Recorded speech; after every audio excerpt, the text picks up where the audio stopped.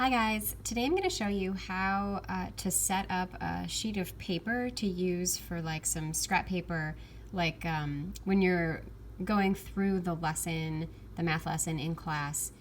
We don't have the workbooks anymore, so we are using the digital program, which means you're going to have to keep track of your work somewhere. So this is just a recommendation.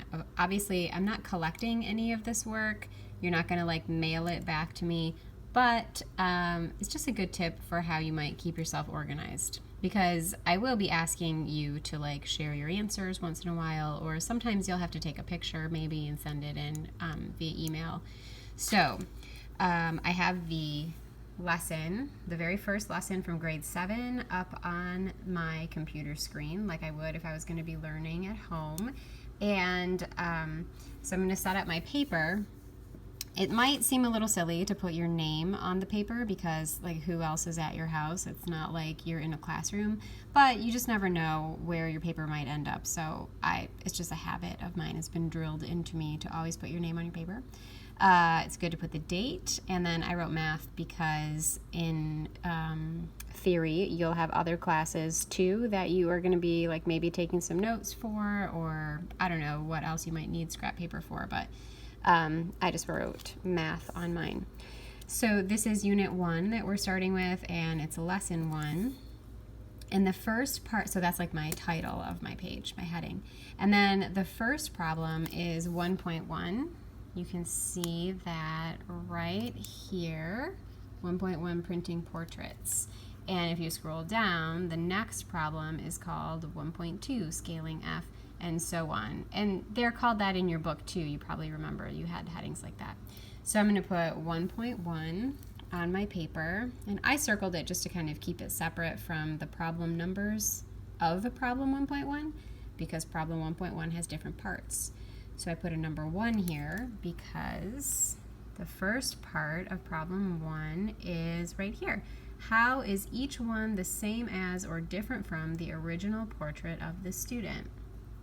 So this particular question is asking me to move these slides and then like write a sentence about how they're different or the same from the original.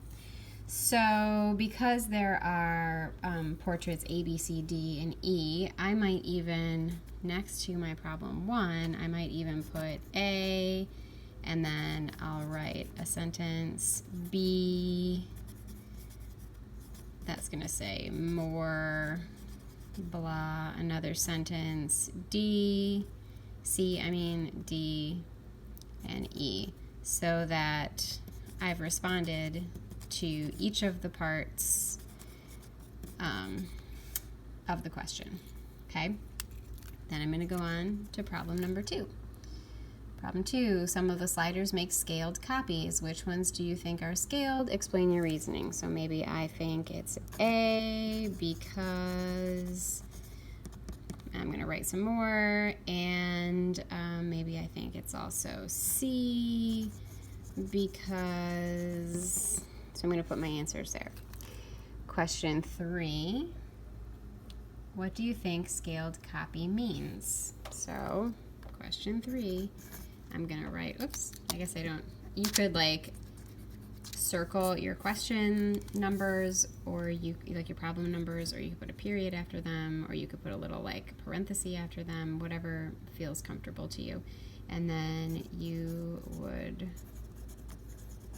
answer here, write your sentence there, okay? Then when it's time to go over the answers, you have them easily accessible in front of you so you can participate in the discussion.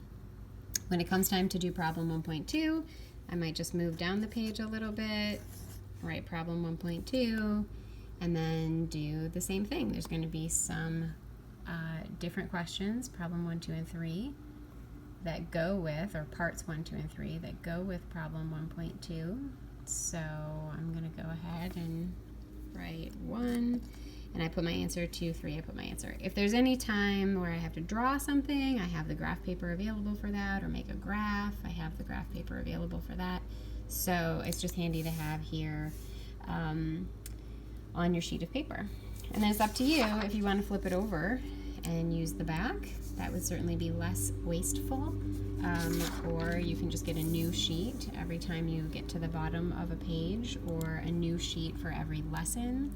If you're in a notebook, if you're writing in a graph paper notebook, that's awesome, because then the next day you just turn the page and use the next page.